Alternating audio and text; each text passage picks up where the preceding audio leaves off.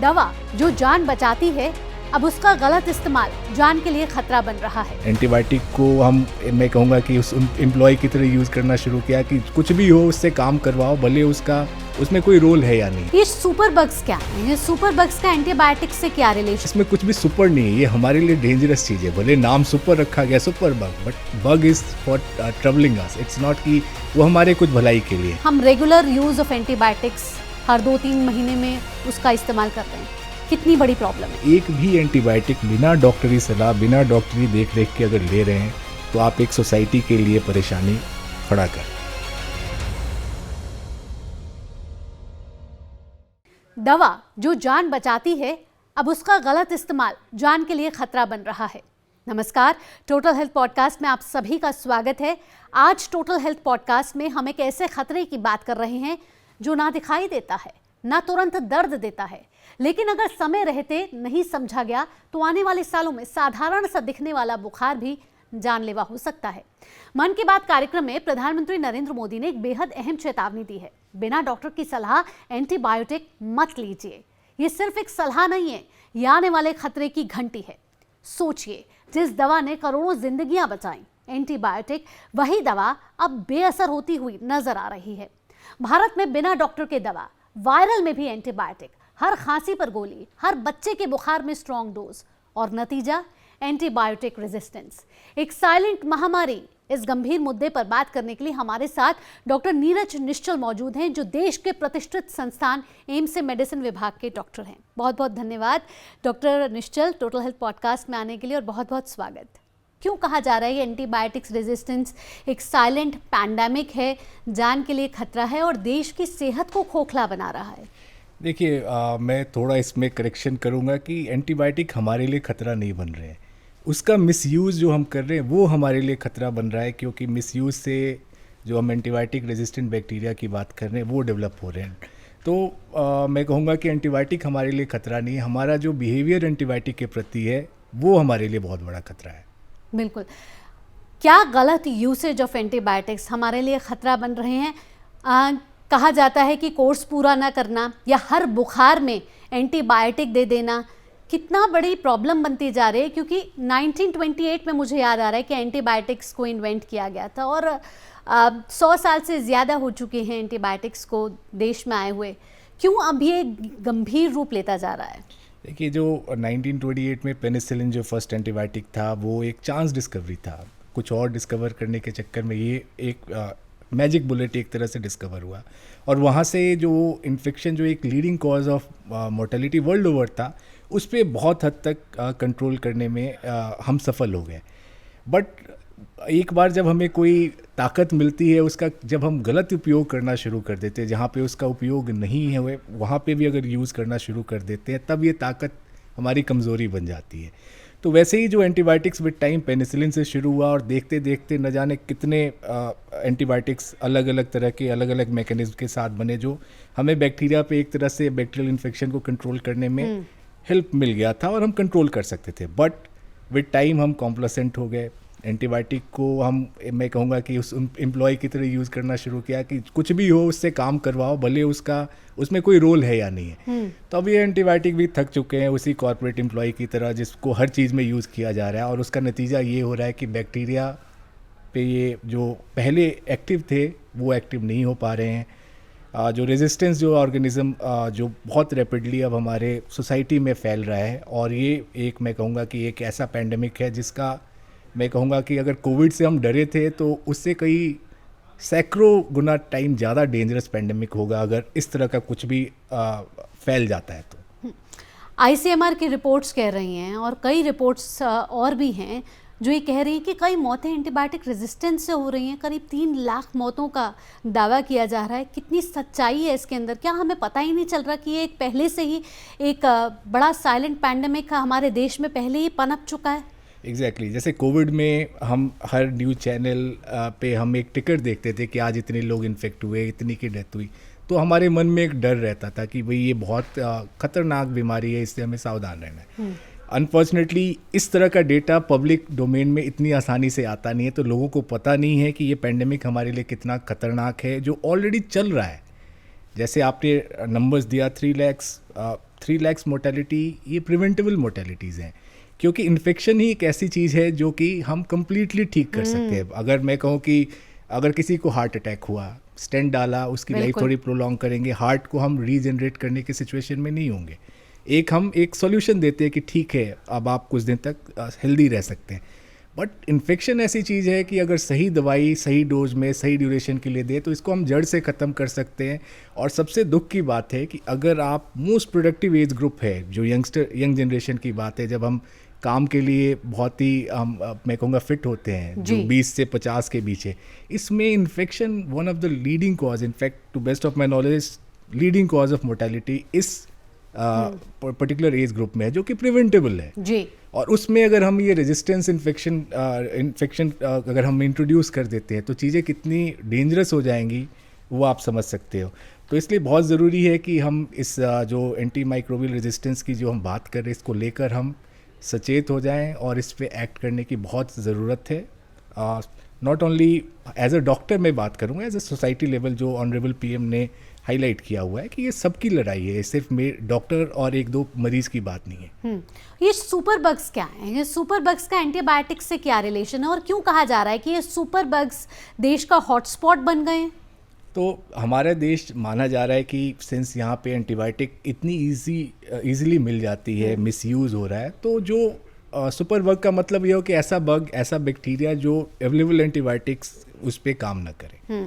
तो ये इसमें कुछ भी सुपर नहीं है, ये हमारे लिए डेंजरस चीज़ है। भले नाम सुपर रखा गया super bug, but bug is for troubling us, it's not कि वो हमारे कुछ भलाई के लिए जी। तो ये बग जो है सुपर बग की जो भी हम बात करते हैं, जो हमारे बहुत कॉमन बैक्टीरिया जो नॉर्मली हमारे प्रीवियस एंटीबायोटिक से आराम से कंट्रोल में आ जाते थे, अब ये एंटीबायोटिक उन पर इफेक्टिव नहीं है। तो जैसे बैक्टीरिया को हम ग्राम नेगेटिव, ग्राम पॉजिटिव, इन अलग अलग तरीके से डिवाइड करते हैं। तो ये जो ग्राम नेगेटिव बैक्टीरिया स्पेशली है, जो ये हमारे लिए बहुत ही इंपॉर्टेंट सोर्स ऑफ इन्फेक्शन होता है, स्पेशली एडमिटेड पेशेंट में, आईसीयू पेशेंट्स में, उनमें कुछ ज़्यादा ही लेवल ऑफ रेजिस्टेंस देखने को मिल रहा है। और इस तरह के जो ऑर्गेनिज्म होते हैं, अगर अवेलेबल दवाइयों से उन पे काम नहीं करती है तो उनको हम सुपर बग कहते हैं। और डॉक्टर साहब, साथ साथ आप डॉक्टर्स की कितनी बड़ी जिम्मेदारी मानेंगे, क्योंकि जब भी हम जाते हैं सर्दी जुकाम बुखार के लिए, अगर वो 1 या 2 दिन में आराम नहीं आता तो हम डॉक्टर के पास जाते हैं, डॉक्टर हमें टेस्ट लिख कर देता है और फिर एक एंटीबायोटिक का कोर्स लिख कर दे देता है। तो इसमें डॉक्टर्स की भी आप जिम्मेदारी मानते हैं? देखिए, अब ये कॉम्प्लेक्स क्वेश्चन है। ऐसा है कि मैं सिर्फ यही कहूँगा कि अगर किसी को बुखार है, प्लीज़ उसको एंटीबायोटिक की डिफिशिएंसी नहीं समझिए। Fever is not a sign of antibiotic deficiency. कि अगर आप डॉक्टर के पास जाते हैं, 2 दिन का बुखार है, डॉक्टर आपको कोई एंटीबायोटिक नहीं दे रहा, तो डॉक्टर ऐसा नहीं कि इनकॉम्पिटेंट है, उससे बीमारी के बारे में नहीं पता है। तो कई बार क्या होता है कि हम कहते हैं कि एक वायरल इन्फेक्शन जो होता है, अगर हम उसमें कोई एंटीबायोटिक नहीं दे तो 1 हफ्ते में ठीक होगा, एंटीबायोटिक दे तो 1 वीक में ठीक होगा। सिंपल वर्ड में, वायरल इन्फेक्शंस में एंटीबायोटिक का कोई रोल नहीं है। कोई मरीज़ मेरे पास आता है, 4 दिन उसको बुखार है, मैंने कहा कि ठीक है पेशेंटली वेट करो, 1 दिन और वेट कर लो, फिर देखते हैं। 6ठे दिन वो बिल्कुल परेशान होके, उसको लगेगा कि ये डॉक्टर को तो कुछ पता नहीं, मैं किसी और डॉक्टर के पास चलता हूँ जी। तो वो डॉक्टर भी देखेगा, फिर समहाउ कुछ सिचुएशन ऐसे होते हैं जिसमें डॉक्टर भी थोड़ा प्रेशर में उस वे में आ जाता है कि भाई 6 दिन 7 दिन हो गए, अब चलो मैं एंटीबायोटिक दे देते हैं। 7वें दिन बुखार वैसे ही ठीक होना, उसको लगेगा कि अरे डॉक्टर साहब ने जो एंटीबायोटिक दिया था 1 ही डोज में मैं तो ठीक हो गया। तो एक गलत इन्फॉर्मेशन चला गया कि एंटीबायोटिक से वो ठीक हुआ, और दूसरा अगली बार बुखार होगा तो काफ़ी हाई चांसेज है वो खुद से वही एंटीबायोटिक लेकर खाएगा कि भाई ये मैं ठीक हो गया। पर मैं आना चाह रही थी, सेल्फ मेडिकेशन। अब तो ये हो गया कि इतनी आसानी से एंटीबायोटिक मिल जाती है, और क्विक कॉमर्स और जो डिलीवरी ऐप्स हैं आपको 10 मिनट में दवाएं पहुंचा देते हैं, और उसमें कोई प्रिस्क्रिप्शन की भी ज़रूरत नहीं होती। तो ये जो क्विक कॉमर्स चल रहा है और हमारी सेल्फ मेडिकेशन चल रही है, जहाँ हम खुद से ही एंटीबायोटिक ले लेते हैं, ये कितनी बड़ी खतरे की घंटी है। ये मैं कहूँगा कि जो हमें आदत हो गई है कि घर में ही बैठे बैठे सब कुछ हमारे पास पहुँच जाए, उसमें एक ये दवाई स्पेशली एंटीबायोटिक भी ऐड हो गया है। हालांकि क्विक कॉमर्स कहते हैं कि हम डॉक्टर्स, उनके इन हाउस डॉक्टर्स हैं जो असेस करके ही परमिट करते हैं कि ओके इसको एंटीबायोटिक देना है। बट मुझे लगता नहीं है कि ये इतना आसान है कि आप एक फ़ोन पे बात करके कि इसको एंटीबायोटिक की ज़रूरत है या नहीं ये असेस कर सकते हैं, ऐसा नहीं होता है। जो प्रिस्क्रिप्शन आप अपलोड कर रहे थे उसकी जेन्युइननेस कितनी है आपको नहीं पता है। आप स्केच फॉर्जरी का कितना, किसी के नाम पे कोई भी प्रिस्क्रिप्शन तैयार करके अपलोड कर दे। तो मैं कहूँगा कि ये एक नया पंडोरा बॉक्स खोलने जा रहे हैं, जिसके चलते ऑलरेडी जो एंटीबायोटिक मिसयूज़ हो रहा है उसको एक बढ़ावा मिलने के चांसेस हैं, ऐसा मेरा मानना है। बिल्कुल डॉक्टर साहब, बाहर के देशों में आप जाइए और बाहर के देशों में अगर आप रह रहे हैं तो आपको ऐसे एंटीबायोटिक्स नहीं मिल सकती। आप फार्मेसी पे जाइए, आप मेडिकल स्टोर पे जाइए, आपको नहीं मिलेंगे। लेकिन हमारे देश में आसानी से एंटीबायोटिक मिल जाती है। तो अब आपको लगता है कि कोई एक रेगुलेटरी सिस्टम बनाने की ज़रूरत पड़ रही है? बिल्कुल, regulatory system already in place है, उसको इम्प्लीमेंट और हमें स्ट्रांगली करने की ज़रूरत है। ऐसा नहीं कि हमारे देश में रेगुलेशन नहीं है। ऑफ कोर्स ये शेड्यूल्ड ड्रग्स हैं जो आप ऐसे बिना प्रिस्क्रिप्शन के आपको ऐसे नहीं मिलना चाहिए, बट फिर भी लोग जो हैं किसी न किसी तरह इस जो रेगुलेशन है उसको बाईपास करके मिसयूज़ करें। मैं अपना एक एग्जांपल दूंगा। मैं कहीं बाहर गया था घूमने और मुझे पैर में इन्फेक्शन हो गया चोट लगने के चलते। In spite of me being a doctor, वहाँ पे किसी भी फार्मेसी ने मुझे परमिट नहीं किया एंटीबायोटिक लेने से, अनलेस कि मैं वहाँ के किसी डॉक्टर से न लिखवा लूँ। तो इस लेवल का जो कमिटमेंट है, जिसके चलते उन देशों में इतना करने के बाद भी वहाँ भी रेजिस्टेंट ड्रग बैक्टीरिया की प्रॉब्लम्स ऐसी नहीं है कि वो नहीं सफ़र कर रहे हैं, बट इतना रेगुलेशन के बाद भी वहाँ पे अगर ये एक परेशानी का कारण बन रहा है, तो हमारे देश जो इतना मोर देन 1 बिलियन पॉपुलेशन वाला देश जो है, उसमें ये किस तरह का, किस लेवल का प्रॉब्लम हो सकता है, आप समझ सकते हैं। बिल्कुल। साथ ही साथ एक तो एंटीबायोटिक की ज़रूरत, और एंटीबायोटिक की ज़रूरत के बाद उसके बाद उसका गलत इस्तेमाल करना। आने वाले समय में अगर आपको कोई बीमारियां ऐसी लगती हैं, जैसे गंभीर बीमारियां हो सकती हैं, तो उसके क्या इलाज में मुश्किल हो सकती है अगर हम गलत तरीके के एंटीबायोटिक्स आज ले रहे हैं? जो भी इम्यूनो कॉम्प्रोमाइज पेशेंट्स हैं, किसी भी कोमॉर्बिडिटी के चलते, अगर कोई कैंसर का मरीज़ है, जो HIV पेशेंट्स हैं, जो आपका इवन जो एस्थमेटिक पेशेंट्स हैं, COPD के पेशेंट्स हैं, इन सब पेशेंट्स में जो है इम्यून सिस्टम कम होता है और वो इन्फेक्शन उनमें होने के चांसेस काफ़ी ज़्यादा होते हैं। तो अगर ऐसे लोगों में इन्फेक्शन होता है रेजिस्टेंट बग से, तो फिर वो उनके लिए परेशानी का कारण बन सकता है। एक रूटीन सर्जरी हम कर रहे हैं, कई बार पोस्ट ऑपरेटिव इन्फेक्शंस हो जाते हैं। हॉस्पिटल सेटिंग में रेजिस्टेंट बग्स के चांसेस काफ़ी ज़्यादा होता है। तो एक इंसान जो एक रूटीन सर्जरी के लिए आया, उसमें एक हम resistant infection because of this जो हम जो कर रहे हैं अभी, जो गलत प्रैक्टिसेस हमारे चल रहे हैं, एंटीबायोटिक का मिसयूज़ है, उसके चलते अगर उसमें एक रेजिस्टेंट ऑर्गेनिज्म से कोई इन्फेक्शन हो जाता है, तो फिर उसके लिए कितनी परेशानी की बात है। तो कई बार लोगों को लगता है कि मैंने तो कभी कोई एंटीबायोटिक नहीं ली, फिर भी मुझे रेजिस्टेंट बग से कैसे इन्फेक्शन हो गया। सही बात है। तो इसमें समझने के, जैसे सेकेंडरी स्मोकिंग की हम बात कहते हैं, सेकेंड हैंड स्मोकिंग की, भाई मैं तो स्मोक नहीं करता, लेकिन अगर मेरे बगल वाला कोई स्मोक कर रहा है तो मुझे उससे नुकसान हो सकता है। बिल्कुल वही सिचुएशन है कि मैं एंटीबायोटिक नहीं ले रहा हूँ, बट मेरे साथ वाला है जो ऐसे एंटीबायोटिक का मिसयूज़ कर रहा है, उसके चलते एक रेजिस्टेंट ऑर्गेनिज्म डेवलप हुआ जो सोसाइटी में आ गया और मैं इन्फेक्ट हो गया बिना किसी वजह के। तो मैं कहूँगा कि जो एंटीबायोटिक है ना, ये एक नेचुरल रिसोर्स है, it's not a personal property कि मेरी मर्जी मैं तो खाऊंगा। आपका गलत मिसयूज़ किसी और के लिए जानलेवा हो सकता है। हमारे अंदर नॉर्मल बैक्टीरिया होते हैं, कई बार हमने बेवजह एंटीबायोटिक खाया, उनमें से जो सही वाले बैक्टीरिया जो थे वो हमने ख़त्म कर दिया। कुछ हमेशा एक रेजिस्टेंट बग कुछ का पॉपुलेशन होता ही होता है, फिर उनको मौका मिल गया, क्योंकि जो ससेप्टेबल बैक्टीरिया थे वो रेजिस्टेंट बैक्टीरिया को कंट्रोल में रखते हैं। एक तरह कह सकते हैं कि अच्छे लोग बुरे लोगों को कंट्रोल में करके रखे हुए थे, बट उन एंटीबायोटिक के चलते अच्छे लोग ख़त्म हो गए, तो वो जो बुरे लोग हैं उनको मौका मिल गया प्रोलिफरेट करने का।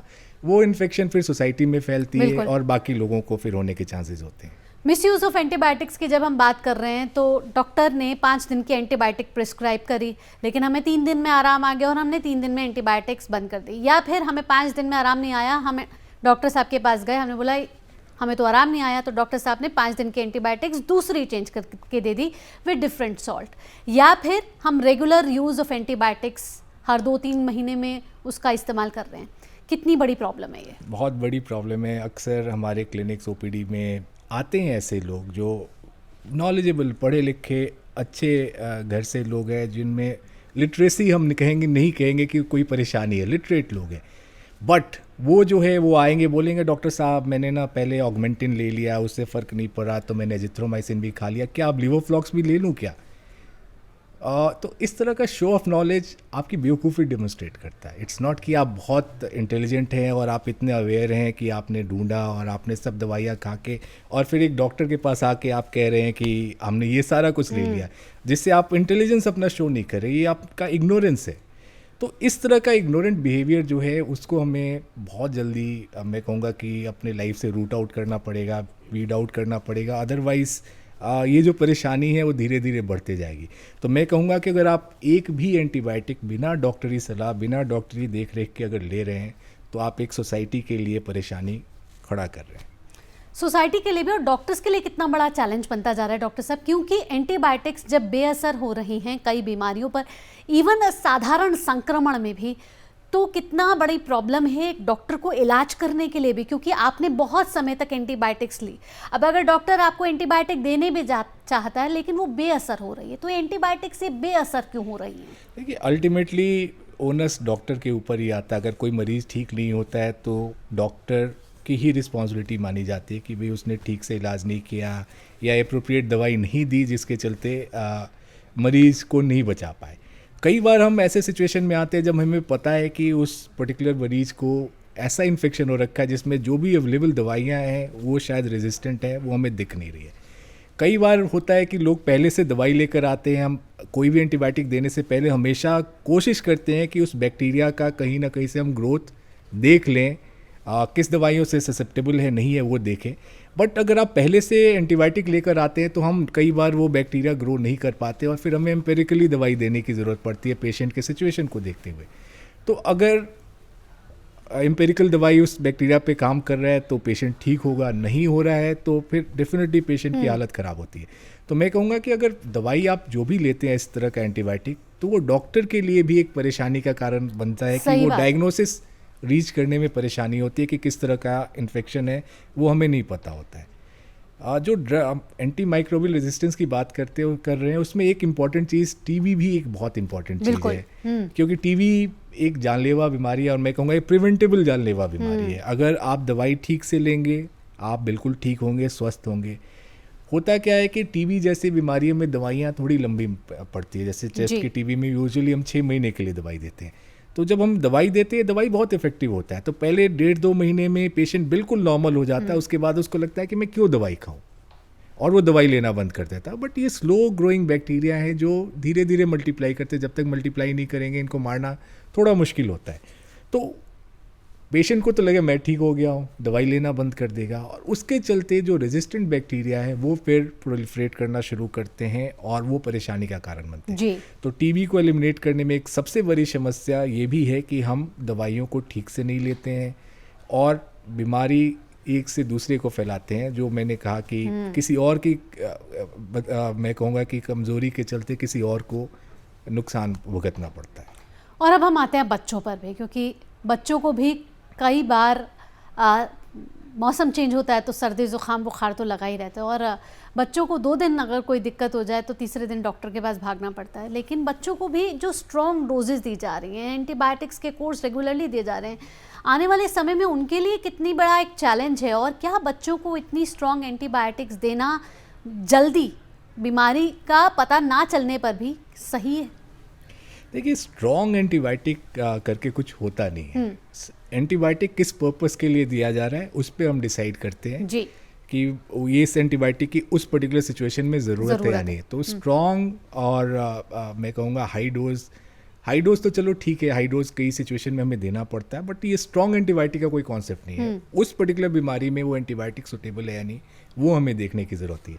जहाँ तक बच्चों की बात है, बच्चे स्पेशली जब तक ये 5-6 साल 7 साल, उनमें यूजुअली जो भी बुखार सर्दी जुकाम होता है it's all because of viral infection, जिसमें एंटीबायोटिक का कोई रोल है ही नहीं। क्या आप मानेंगे कि अगर एंटीबायोटिक्स रेगुलरली दी जा रही हैं या लॉन्ग टर्म के लिए दी जा रही हैं तो वो बच्चों की इम्यूनिटी को भी कमज़ोर कर रही हैं? बिल्कुल, इम्यूनिटी की जो हम बात करें, जैसे मैंने बताया कि इम्यूनिटी एक तो आपकी बॉडी खुद बनाती है और ये एक फ्रेंडली बैक्टीरिया जो आपको इम्यून रिस्पॉन्स की तरह एक गार्ड की तरह आपको यूज़ करे। तो डेफिनेटली अगर वो अफेक्ट होंगे तो बच्चे बार बार बीमार पड़ेंगे। और जैसे मैंने कहा कि अगर मिसयूज़ करें एंटीबायोटिक का जहाँ इंडिकेशन नहीं है तो रेजिस्टेंस जो है ऑर्गेनिज्म का वो हम बढ़ा रहे हैं उस पर्टिकुलर एंटीबायोटिक में कि अगली बार वही इन्फेक्शन उस बच्चे को हो तो फिर उसका ट्रीटमेंट उस एंटीबायोटिक से इफेक्टिव नहीं रहेगा। तो इसलिए बहुत ज़रूरी है कि एंटीबायोटिक हम सोच समझकर स्पेशली अपने बच्चों को दें। और जिस एंटीबायोटिक्स को हम ले रहे हैं एक बीमारी को ख़त्म करने के लिए, क्या उसको बेवजह लेना या उसका मिसयूज़ करना दूसरी बीमारियों या शरीर के दूसरे अंगों को जो प्रभावित कर रहा है उस पर भी दुष्प्रभाव डाल रहा है? देखिए, एंटीबायोटिक एक मैं कहूँगा कि एक अच्छा ये है कि बैक्टीरिया को कंट्रोल करने में, बट हर एंटीबायोटिक के अपने कुछ ना कुछ साइड इफ़ेक्ट होते हैं। तो आप बेवजह एंटीबायोटिक ले रहे हैं तो एक तो उसका कोई रोल नहीं है, प्लस उसके जो साइड इफ़ेक्ट्स हैं वो आपको झेलना पड़ेगा।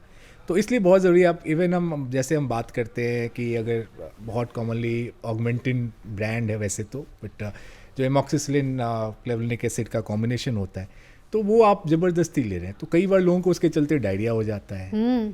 उसी तरह जैसे बहुत कॉमनली लीवोफ्लॉक्सासिन लोग ऐसे ही खाते रहते हैं, कई बार उसके चलते लोगों को जो है और सिर्फ एंटीबायोटिक्स डॉक्टर साहब नहीं दी जाती, वो प्रिस्क्रिप्शन के साथ एंटीबायोटिक के साथ एक बी कॉम्प्लेक्स, उसके साथ आपको गैस्ट्राइटिस होगी तो उसके साथ एक गैस्ट्राइटिस की भी, अगर डायरिया हुआ तो उसके साथ एक आपको प्रोबायोटिक भी दी जाएगी। तो ये 5-6 दवाइयों का एक कोर्स हो जाता है। तो एग्जैक्टली तो ये जो दवाइयाँ हम दे रहे हैं वो लिखे जाते हैं। जो मैं कहूँगा कि ये जो दवाई जो एंटीबायोटिक दे रहे हैं उनके क्या पॉसिबल साइड इफ़ेक्ट्स हो सकते हैं उसको मिटिगेट करने के हिसाब से वो दवाइयाँ प्रिस्क्राइब की जाती है, जो again it's not a good practice.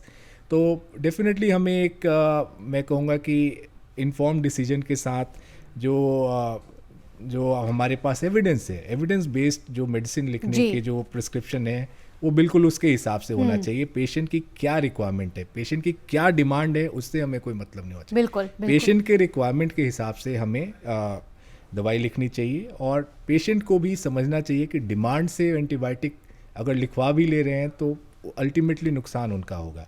But definitely doctors को लॉन्ग यूज ऑफ एंटीबायोटिक्स हम ले रहे हैं, आने वाले समय में कौन कौन सी बीमारियां जो हमें पता भी नहीं है और वो हम एंटीबायोटिक्स की दवा लेते जा रहे हैं कि हमें असर करेगी, लेकिन हमें नहीं पता कि आने वाले समय में यही एंटीबायोटिक रेजिस्टेंस यानी कि दवा बेअसर कर रही है अपने शरीर पर, और क्या दूसरी बीमारियों को भी न्योता दे सकती है? देखिए, सबसे खतरा जैसे साइलेंट पैंडेमिक इसलिए कह रहे हैं क्योंकि ये बीमारी किसी को पता ही नहीं चलेगा कि ये आ रहा है या नहीं आ रहा है। तो जो हम बैक्टीरियल इन्फेक्शंस की बात करते हैं तो आपको बुखार होगा, डिपेंडिंग ऑन किस ऑर्गन में ये इन्फेक्शन है या क्या है, उसके हिसाब से आपके बाकी सिम्टम्स होंगे, जो कि बाकी कई और बीमारियों में उस तरह से हो सकता है।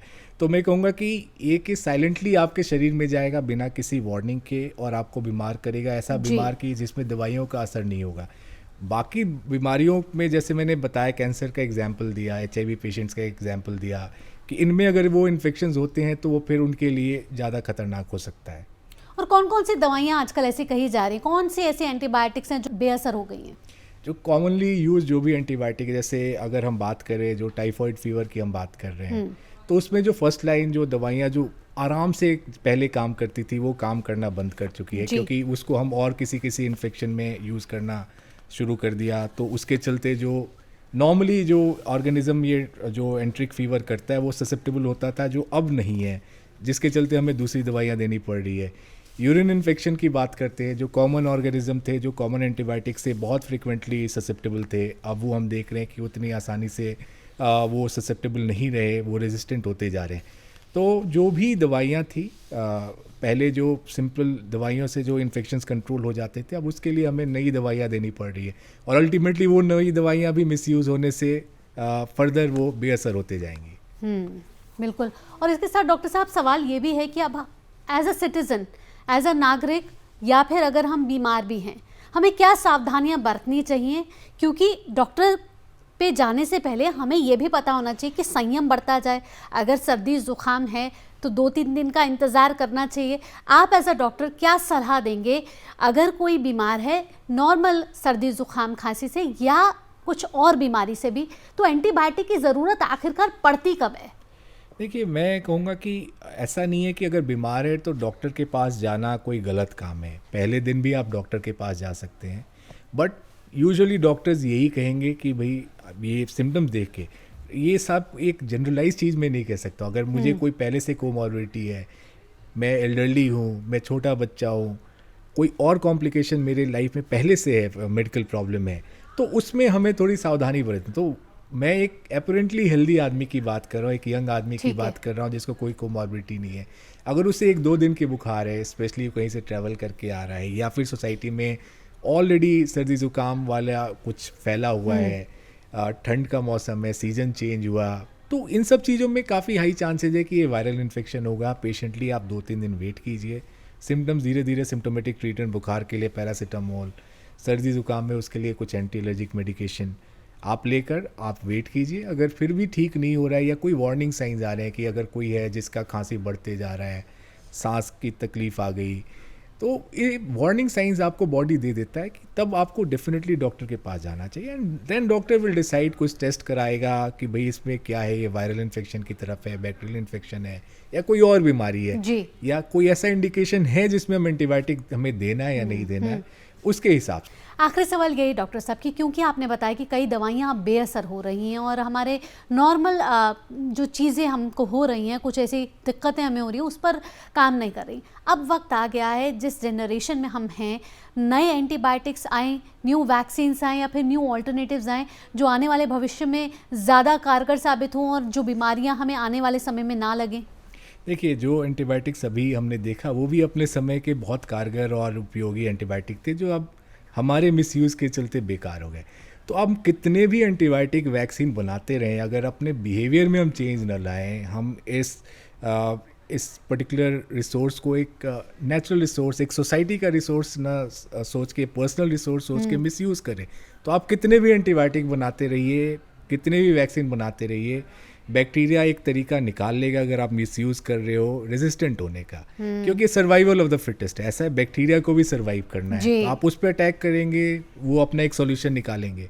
तो इसलिए बहुत ज़रूरी है कि दुश्मन को हमें सोच समझ कर अटैक करना है। रैंडम अटैक करेंगे तो वो हमारी सारी स्ट्रेटेजी समझ जाएगा और उसको हम कंट्रोल नहीं कर पाएंगे। बिल्कुल, बहुत बहुत धन्यवाद डॉक्टर निश्चल यहाँ टोटल हेल्थ पॉडकास्ट में आने के लिए और आंखें खोल देने वाली जानकारी एंटीबायोटिक से जुड़ी हमारे दर्शकों तक पहुँचाने के लिए। Thank you. आज आपने सुना, एंटीबायोटिक जहर नहीं है, लेकिन गलत इस्तेमाल में जहर ज़रूर बन सकती है। अब सवाल आपसे ये है कि अगली बार बुखार होगा, क्या आप खुद दवा लेंगे? क्या हर बीमारी में तुरंत एंटीबायोटिक मांगेंगे? और सोचिए, अगर कल आपके बच्चे को कोई गंभीर इन्फेक्शन हुआ और दवा ने काम नहीं किया, तो जिम्मेदार कौन होगा? याद रखिएगा, एंटीबायोटिक को बचाइए ताकि ये आपकी जान बचा सके। फिर मिलेंगे एक नए एपिसोड में एक नए सच के साथ। तब तक के लिए स्वस्थ रहिए, जागरूक रहिए, क्योंकि सेहत से बड़ी कोई दौलत नहीं है। नमस्कार।